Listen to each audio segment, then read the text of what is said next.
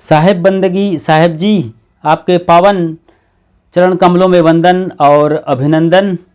आप हैं परम वैराग्यवान पारखनिष्ठ सद्गुरु श्री तत्पर साहेब जी। नेपाल की राजधानी काठमांडू से सटे जिले ललितपुर के कबीर संत सत्संग मंदिर में आप वर्तमान प्रमुख हैं और आपके पावन सानिध्य में आश्रम का संचालन बखूबी चल रहा है। आप सद्गुरु विशाल साहेब के परम शिष्य सद्गुरु प्रेम साहेब जी के वेशधारी शिष्य हैं और सद्गुरु विशाल साहेब की करीब से सेवा किया है। तो आपके पास एक लंबा अनुभव है, उसे हम बांट रहे हैं, सबके साथ साझा कर रहे हैं। 2 भागों में हमने इसे अब तक किया है, लोगों को काफ़ी पसंद आया है। दूसरे भाग में हमने देखा था कि सद्गुरु विशाल साहेब को कैसे बैराग हुआ था।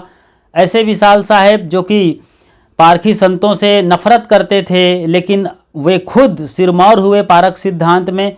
और पहले भाग में हमने आप सबको बताया था कि सद्गुरु विशाल साहेब को किस तरह से बाराबंकी के इलाके से लखनऊ होते हुए अपने पड़ोसी राष्ट्र नेपाल आना हुआ था। आखिर साहेब क्यों आए नेपाल, तारकेश्वर पर्वत पर क्यों गए, ये हमने देखा और बताया है दूसरे भाग में। आज तीसरे भाग पर पूज्य श्री तत्पर साहेब जी से चर्चा करते हैं और ये जानते हैं कि पारक सिद्धांत और कबीर पंथ किस तरह से नेपाल में फला फूला और फैला, और सद्गुरु श्री तत्पर साहेब के जीवन को भी खंगालते हैं कि उनके साथ क्या क्या हुआ और किस तरह से उन्हें वेश मिला था सद्गुरु श्री प्रेम साहेब से। बहुत सारी चीज़ें आप सुनते रहिए, देखते रहिए, लगातार बने रहिए हमारे साथ।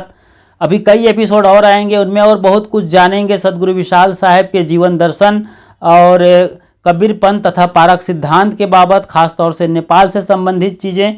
तो देखते रहिए सद्गुरु विशाल साहेब जी। आश्रम में भी आए हैं साहेब जी, बानेश्वर आश्रम भी आके बैठे हैं। उस समय तो बानेश्वर आश्रम था कि नहीं? नहीं था। अच्छा। एक इंदिरा द्वारे नाम की एक कोई राणा के द्वारे, माने वहाँ कुछ भंडार, अच्छा। भंडारी नहीं, कोठारी। हाँ, यहाँ भंडारी कहते हैं, वहाँ कोठारी कहते हैं जी। और सब सामान उसके हाथ में रहता है ना। हाँ, कोठारी। वो कोठारी कोठारी थी। आश्रम का पूरा सामान रहता है। हाँ, दाल चावल आटा और बाकी सभी चीजें। वो नहीं है कि वो राणा के घर में रहती थी वो। अच्छा, राणा। हाँ, वहाँ वो कोठारी थी। अच्छा। तो उसके कोई न होने से अब लड़की बहू कुछ दूर थे। अच्छा। और ये यहाँ बानेश्वर में खाली था घर। अच्छा। वो घर में ले जाकर विशाल साहब को वहीं बैठाए। अच्छा। है ना, वहीं बैठाए, वही घर में उनसे पूछ करके जी। तो वो भी इस सिद्धांत में लगी थी। अच्छा। हाँ, इसीलिए वो श्रद्धा, बस हाँ, महात्मा को अपने घर में शुद्ध हो जाएगा, है? अच्छा। मेरा घर सफल हो जाएगा जी। ऐसे सोच करके रखी। बाद में क्या हुआ, वो लड़का बच्चा, वो उसका पोता बहू आने को बोला, तो वो खाली करना पड़ा। अच्छा। तो खाली करना पड़ा तो एक पुण्यवती नाम सुने होंगे। हाँ। है ना जी। पुण्यवती, बानेश्वर में फोटो भी उनका। हाँ, फोटो भी है। पुण्यवती कार्की है क्या? हाँ, कार्की जी। तो वो महेंद्र की जो स्त्री है ना, रानी जी, रत्नराज लक्ष्मी देवी। रत्नराज लक्ष्मी देवी जी जी। मतलब वीरेंद्र शाह के पिता, माता जी जी। हाँ, वीरेंद्र की माता, ज्ञानेंद्र की माता जी, धीरेन्द्र की माता। अच्छा, ये 3 पुत्र की माता है। अच्छा। तो उनके यहाँ जाकर के वो जो उनके सेवा में रहती थी वो पुण्यवती। अच्छा। उन्होंने विनय किया, संत महात्मा को बैठने की जगह नहीं है। हाँ। कोई घर नहीं है, इसीलिए आपका यदि इच्छा हो तो, श्रद्धा हो तो थोड़ा जगह जमीन खरीद दीजिए। वो विनती की जी, विनय की, तब करने से तो जगह ढूंढो। अच्छा, रानी ने कहा जगह ढूंढो। हाँ, जगह ढूंढो। तो वही जगह वहाँ एक बानेश्वर आश्रम जहाँ है अभी वर्तमान में जी। तो वहाँ लकड़ी चीरने का वो कारखाना था वहाँ, आरा मिल। तो वो कितने में खरीदे वो तो मालूम नहीं है जी। वो खरीद दी। रानी ने खरीद लिया। हाँ और तो संतों वो को वहीं पहला सत्यपाल साहब भी सत्यपाल साहब सबसे पहले बैठे। पहले थे जी जी। तो उसके बाद आगे साहब को उनको समर्पण किए कर दिए सत्यपाल साहब ने, मैं तो बुरा हो गया हूँ अब मर जाऊंगा, आप संभालिए। उनका नाम में रखा था इसीलिए। तो वही उस उनके जो इंदिरा द्वारे की जो घर है ना, हाँ। वो घर से इधर तो इंदिरा द्वारे जो माता थी, श्रद्धालु भक्तिन थी साहेब, हाँ। तो वो पास पास में रहा दोनों, बानेश्वर के बाजू, आश्रम के बाजू में ही इंदिरा माँ द्वारे का घर है। वो घर बानेश्वर को जो आश्रम है ना, हाँ। वो सीधा दक्षिण साइड में है। अच्छा। तो वो अभी पोता लोग रहते हैं। पोता लोग हाँ रहते हैं। हाँ पोता लोग रहते हैं। वहाँ पर सदगुरु विशाल साहब बैठे थे। बैठे थे।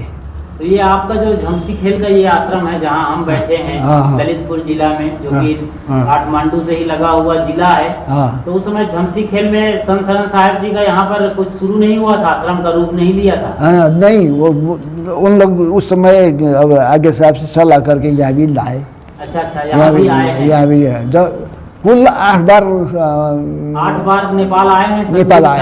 हाँ विशाल साहब 8 बार आए। हाँ मैंने सुना हूँ साहब, सारे लोग का कहने से हाँ। मैंने सुना हूँ। हाँ विशाल साहब यहाँ आते समय मैं जो 14 साल में जो भेंट घाट हुआ था, उसके बाद हमको तो पता ही नहीं है। फिर 20 साल के बाद हमारे यहाँ सुंदर साहब से परिचय हुआ। अच्छा। 14 साल से 6 साल के बाद में जी है ना। उसके बाद आप पढ़ने लिखने लगे, स्कूल वगैरह? स्कूल में कुछ नहीं है। अच्छा। वो खेती पाती करते थे। अच्छा, है ना। ठीक है साहब जी, जय हो आप दुनिया की। तो खेती बड़ी बात है। अपनी खेती थी तो खेती किया करते थे जी। मेरा पिताजी इस मार्ग में परिचय इसीलिए हुआ, इस कारण से हुआ कि मेरे पिताजी या दमकल में ड्राइविंग करते थे। अच्छा। सीनियर ड्राइवर थे, सबको सिखाने। मतलब फायर ब्रिगेड जी। तो वह कभी विराटनगर, कभी वहाँ नेपालगंज, कभी भैरवा पीरगंज, ये सिखाने के लिए जाया करते थे साहब मेरा पिता। अच्छा। तो पिताजी यह दमकल में ही पाटन आप देखे होंगे। तो संत लोग एकांत कोना से सवेरे का मॉर्निंग वॉक है करते थे। अच्छा। तो मेरे पिताजी ने पूछा करते थे, आप लोग कहाँ रहते हैं, कहाँ से पधारे हुए हैं, आप लोग क्या करते हैं, है ना, यहाँ आने का कारण क्या है। तब सबसे पहले परीक्षक साहब है ना, परीक्षक साहब मर गए। तो उनसे ज़्यादा आपके पिता टंक बहादुर नाम के थे, आया करते थे, सत्संग सुन करके चले जाते थे, हमसे कहते थे। हाँ बुरहानपुर आश्रम के रहे हैं। हाँ पहला वहाँ परिचय हुआ। हाँ पहला वहाँ परिचय हुआ पिताजी का। जाकर के तो क्या बुरहानपुर का जो अभी एकांत कोना में आश्रम है, सदगुरु श्री राम स्वरूप साहिब का, वो बानेश्वर आश्रम के पहले बना था कि उसी के आसपास का होगा? पहला वहाँ एक वही लोहार का गांव था वो। अच्छा है ना। और साहब राम स्वरूप साहब तो जन्म धरती तो यही काठमांडू ही है। वहाँ का उसका उतना ठीक मालूम नहीं है हमको। अच्छा। और ये लोगों ने, भक्तों ने वो जमीन खरीदा था। एक रोपनी है वो। जी। बाउंड्री एक रोपनी कहते हैं उसको यहाँ। रोपनी यहाँ की। हाँ वो आधा कट्ठा समझिए वहाँ के। अच्छा है ना जी। कंपाउंड आप देखे ही है। आधा कट्ठा होगा वो। अच्छा। तो वो भगत लोग मिल करके वहाँ बना दिए जी। बना दिए, फिर वो भी तोड़ ताड़ करके अभी नया बन गई, है ना। बन गई। अब तो संत मिट्टी का था, अब तो आश्रम बिल्कुल नया बन गया। अब नया बन गया। तो मेरे पिताजी आना जाना शुरुआत तो फिर कब सुना कि यहाँ भी आश्रम है जी। तो वहाँ जाने की अपेक्षा वो दूर है, ये नजदीक है। मेरे पिताजी यहाँ इधर आने लगे। अच्छा। सदगुरु श्री सदगुरु साहब से परिचय करने लगे जी। तो शाम को भोजन करके के बाद यहाँ आया करते थे। साहब से सत्संग सुना करते थे जी। और 9 बजे 10 बजे यहाँ से दौड़ करके और दमकल भी चले जाते थे। अच्छा, संत शरण साहब जी का सत्संग सुनते थे? सुनते थे जी। तो फिर हमारे पिताजी को अच्छा लगा, तो घर में जाते समय बाबू, बेटा को बाबू को बोलते हैं ना, बाबू बोलते हैं, आपको बाबू बोलते थे? बाबू तुम प्रेम की भाषा है। हाँ, तुम बड़ी मीठी बोली जी। हाँ, तुम के सत्संग सुनना हो तो पुल चौक से आप पश्चिम तरफ साइड में जाओ, एक टायली वो चौराहा है, वो चौराहा के ठीक दक्षिण साइड में एक फाटक है, वो ढोका, ढोका, तो वो खोल करके अंदर जाना। अच्छा अच्छा। हाँ बताए आकर के, वो उस समय 20 साल का उम्र था मेरा। 20 साल की उम्र में 14 साल के बाद संतों का फिर भीड़ भाड़, 6 साल के अंतराल के बाद हाँ फिर से आप संतों के साथ जुड़ गए। जी जी। साहब से पिताजी ने लगन लगाया, उनको अच्छा लगा, तो आपको वो बात बताकर एक तरीके से सत्संग और साधु संतों का विरासत आपको देना शुरू कर दी।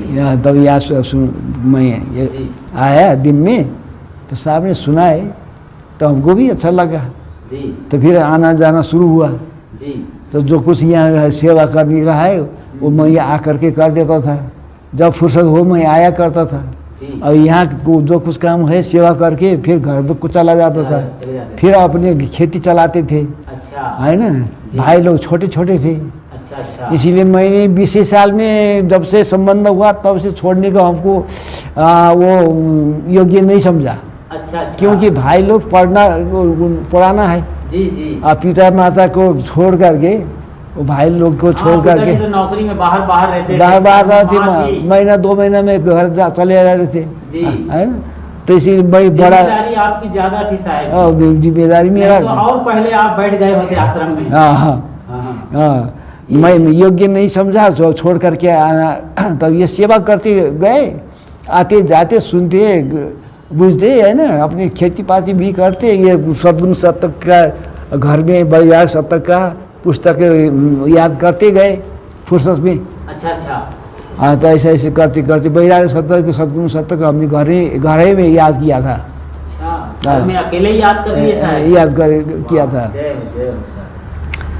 तब बाद में जब मैं आते जाते साहब ने कंठी भी नहीं दिए थे। अच्छा अच्छा। है ना, 20 साल से लेकर के कम से कम वो सोचते रहे होंगे कि और पक्का हो जाए इनका, पक जाए अभी और।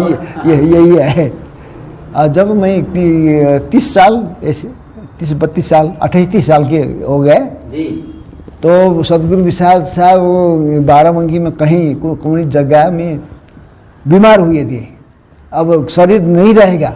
अच्छा। इस प्रकार से बीमार हुए थे। तब सदगुरु प्रेम साहब ने चिट्ठी लिखे थे यहाँ, वो कुड़वासा तरफ होगा, कुड़वासा के आसपास। हाँ जी। तो बकौली में। अच्छा, नहीं, बकौली में गए थे। अच्छा अच्छा अच्छा। बाराबंकी जिले में बकौली निर्माण साहब के पहला प्रकाश साहब का आश्रम है वो, उसके बाद सुंदर साहब का हुआ। अच्छा। सुंदर साहब के बाद गुरु मिलन, वही प्रकाश साहब है जो प्रकाश भजन जो गाया, प्रकाश भजनावली, उन्हें नहीं बनाया है। एक धाम में मिला गुरु की दाया, दुनिया में ऐसा धाम कहाँ। ये तो उनका है, निर्बंध साहब का। निर्बंध साहब जी का। हाँ, ये तो निर्बंध साहब का है। तो साहब, सुंदर साहब, उसके बाद और गुरुमिलन साहब। गुरुमिलन साहब तो अभी भी हैं क्या? मर गए वो। अच्छा अच्छा अच्छा। 12-15 साल पहले मर गए। अच्छा अच्छा। और ये निर्माण साहब जो काली त्योहार के है ना, हाँ, वो बहुत मेहनती थे। यहाँ कई बार आए, सालाना आया जाया करते थे। तो अभी वो चल फिर नहीं सकते। अभी हैं, लेकिन अभी हैं, चल फिर नहीं सकते। उनको उनसे मिलने की इच्छा है। अच्छा, उधर जाऊँ तो उनसे मिलूंगा। हाँ, बुजुर्ग संत हैं, बुजुर्ग संत हैं, पुरानी संत हैं। अच्छा अच्छा। तो वहाँ पर आप सदगुरु प्रेम साहब की यहाँ चिट्ठी आई आपके यहाँ नेपाल? हाँ, चिट्ठी आई। चिट्ठी आने के बाद तुरंत किसके पास चिट्ठी आई होगी? संत शरण साहब के पास? हाँ। अच्छा, आश्रम में चिट्ठी आई। तब तक तो तो सब 3 महीना हो चुका था। अच्छा। साहब को स्वास्थ्य अच्छा हो चुका था। अच्छा अच्छा। और वहाँ से जब स्वास्थ्य ठीक हुआ तो बकौली में आए थे। अच्छा, चिट्ठी आने में ही देर हुई। आने भारत से चिट्ठी चली, यहाँ नेपाल आ गया, तब तक साहब भी ठीक हो गए थे। स्वास्थ्य ठीक हो गया था। अच्छा। ठीक हो गया था। वो चिट्ठी मिलते ही, हाँ हाँ। वो मिलते ही साहब दूसरे दिन तैयार होकर के जाने लगे। तो हमको उस समय कोई साहब का साथी नहीं था। अच्छा अच्छा। तो हमको बुला करके हमको रखिए। अच्छा, तुम अच्छा। जाओगे वहाँ इंडिया, मेरे साथ में चलो, है ना। अच्छा अच्छा। तब क्या अभी आपकी कंठी दीक्षा कुछ नहीं हुई? नहीं हुआ था। जी जी। मतलब पहली बार आप साहब के साथ भारत जा रहे हैं? भारत जा रहा हूँ। जी जी। पहली बार गए थे साहब? पहली बार। जी जी। हाँ, 28-30 साल का उम्र होगा। अच्छा अच्छा। तो गया। कहाँ पहुँचे? बकौली पहुँचे? हाँ, इधर से जब गोरखपुर गया ना, गोरखपुर तो ट्रेन भादो महीना में हाँ पूरा पानी भरा था। तो पूरा सावन भादो तो पानी का दिन है। हाँ, पानी इतना 4-4 फीट ऊपर जी जी। तक था। वो रेल के पटरी दाएं बाएं सब झोपड़ी बना करके सब डूब रहा था। तो गांव वाले वहाँ रहते थे। रहा हुआ मैंने देखा। अच्छा। हाँ, रहा हुआ देखा। और वहाँ से चलते चलते वो पटरंगा आश्रम के वो स्टेशन आपको मालूम है कि नहीं है? पटरंगा। पटरंगा। तो वो पटरंगा में हम लोग उतरे। अच्छा। बाराबंकी में चढ़ करके, अच्छा। है ना। तो वहाँ से पानी एक साहब जी गोरखपुर से ट्रेन मिली थी, कहाँ से ट्रेन बैठे? यहाँ नेपाल से उतरे होंगे आप तो वहाँ से मजफ्फरपुर यहाँ नेपाल से जब गए, बस से मुजफ्फरपुर तक गए। मुजफ्फरपुर से मुजफ्फरपुर। अच्छा। वहाँ से ट्रेन चढ़ करके हम लोग बाराबंकी उतरे। और यहाँ पैदल कैसे गए? यहाँ नेपाल से काठमांडू से कैसे निकले? उस समय क्या उस समय तो वो चलता था? ऑटो वगैरह कुछ क्या था उस समय? तो बस चलने लगा था, ये बाई रोड की रास्ता। अच्छा, बाई रोड बस चलती थी। क्योंकि आप 30 साल की उम्र में गए हैं, अभी 84 साल के हैं। हाँ, तो ये 50-55 साल पहले की बात बता रहे हैं। हाँ हाँ जी। हाँ। तो पटरंगा में उतर करके अब चलने लगे तो पानी कमर तक भराऊ महीना में गए थे। पटना में पटरंगा। हाँ, स्टेशन है। जी जी। तो वो कमर तक और गटर ढो करके साहब तो रास्ता जानते थे, है ना। सड़क सब डूबा था। सड़क सब डूबा था। तो कमर तक, कहीं कमर तक, कहीं गांठ तक। अच्छा। ऐसे पानी में हिलते तैरते वही कुटी तक पानी, कुटी तक। कहाँ? बकौली के? बकौली के। अच्छा अच्छा। हाँ। तो कौन थे वहाँ पर प्रमुख? उस समय सदगुरु श्री प्रेम साहब और नित्या साहब, हितकर साहब, परमार साहब, 6-7 जने संत थे। अच्छा अच्छा। हाँ। तो साहब का विशाल साहब भी वहीं थे? अच्छा। तो फिर 2-3 दिन रह करके साहब ने विनय किया। हाँ। हमारे लिए। अच्छा। ये साहब ये ब्रह्मचारी है, ये शादी भी हुई नहीं इनका। अच्छा अच्छा। और ये बहुत अयोग्य है जी। कंठी देने लायक है, कृपा करके इनको तो कंठी दिया जाए। विशाल साहब से विनय किए साहब ने। श्री प्रेम साहब जी ने? नहीं, हमारे शरण साहब जी ने। जी हाँ जी। तो फिर श्री प्रेम साहब ने उसको बना करके कंठी में पो करके सदगुरु विशाल साहब के हाथ में पकड़ा दिए। अच्छा अच्छा। तुम ही पहना दो करके फिर लौटा दिए। अच्छा अच्छा अच्छा। इनको? प्रेम साहब को लौटा दिए। अच्छा। पकड़े और तुम ही पहना दो। अच्छा। ऐसा करके साहब को फिर लौटा दिए। फिर साहब ने हमको पहुँच पहना दिए। हाँ हाँ जी जी। हाँ। 4-5 दिन वहाँ रह करके तो पानी, हम लोग यहाँ सोए हैं, वहाँ तक पानी था। पास में ही पानी धूमधाम हम लोग गए। रात में इतना पानी बरसा तो बाहर वो जो ओसारा कहते हैं, क्या कहते हैं उसको, बाहर छप्पर के नीचे। छप्पर का ओसारा हाँ, कहते हैं, ओरिछा कहते हैं। ये कुटी के बाहर बनाते हैं ना छपरा। जी जी जी। हाँ, उसी में गस करके हाँ हाँ। जोड़ करके। हाँ, तो वो उसी में ऊपर से पानी छीटा थोड़ा थोड़ा मारे, वहाँ से भी मारे। नीचे कच्ची जमीन। कच्ची जमीन। जी। सदगुरु प्रेम साहब के जो उसमें बैठे थे खटिया पर, हाँ हाँ। वहाँ भी पानी चूने लगा, ओ, तो छतरा ओढ़ करके रात भर बैठे। रात भर बैठे रहे। अब मैं तो जवानी अवस्था मस्त शेष है, हाँ। पानी का कोई परवाह ही नहीं हुआ। आप थके भी थे, जवान थके थे, भी तो थे, अच्छी जवान नींद आ गई थे। आपको। तो सवेरे उठ कर देखा तो मेढक सिराना के तो पैरा के नीचे हाँ। इतना मेढक मेढक। मेढक। ओहो। ओ तो फिर सवेरे हुआ तो सब मेढक भाग गए। जी जी, अद्भुत बात। तो 4-5 दिन रहा, तो उसके बाद फिर विदा होकर के हम लोग फिर नेपाल लखनऊ में गए। लखनऊ में कुछ साहब को खरीदना था, वो खरीद लिए। जाते समय देखिए जो गोमती नदी है ना, इतना बाढ़ आई थी जी, लखनऊ तो पुल को छोने के जैसा लखनऊ डूब गया था। गोमती किनारे ही बसा हुआ हाँ, है, तो लखनऊ पुल को डूब, पानी छू रहा था। हाँ, आगे चल रही थी नदी। लखनऊ शहर डूब गया था। डूब गया था। हाँ, तो रियल इतना धीरे से ले गया वो पुल में, हाँ हाँ। अगर गिरते तो सब मर जाते, है ना। धीरे से ऐसे ले गया, जब पार हो गया तब भागने लगा, है ना। जब हम लखनऊ पहुँचे,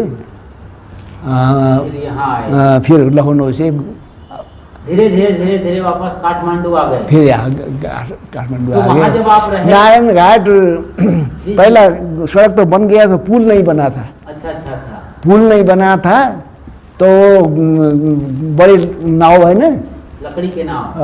नाव, हाँ, उसके ऊपर इतना मोटा 2 पटरा रख करके उसके ऊपर बस चढ़ा करके वार पार किया करते थे, कराया कर। हाँ, बस को नाव में चढ़ाते थे। चढ़ाते थे। इतनी बड़ी नाव थी मतलब। हाँ, एकदम बड़ी मजबूत। हाँ, ये वहाँ से यहाँ तक लंबी नाव था। उस पर बस को चढ़ा देते थे साहब जी? चढ़ा देते थे। अद्भुत बात है। एकदम भर जाकर टक्कर आते थे, है ना। तो वो तो नाव तो हाथ से ही चला लेते थे ना लोग। हाँ, उस जमाने में। हाँ, हाथे से बताइए, कितनी बड़ी बात है। हाँ, हाथे से चढ़ा करके फिर उधर वो पटरा वहीं जो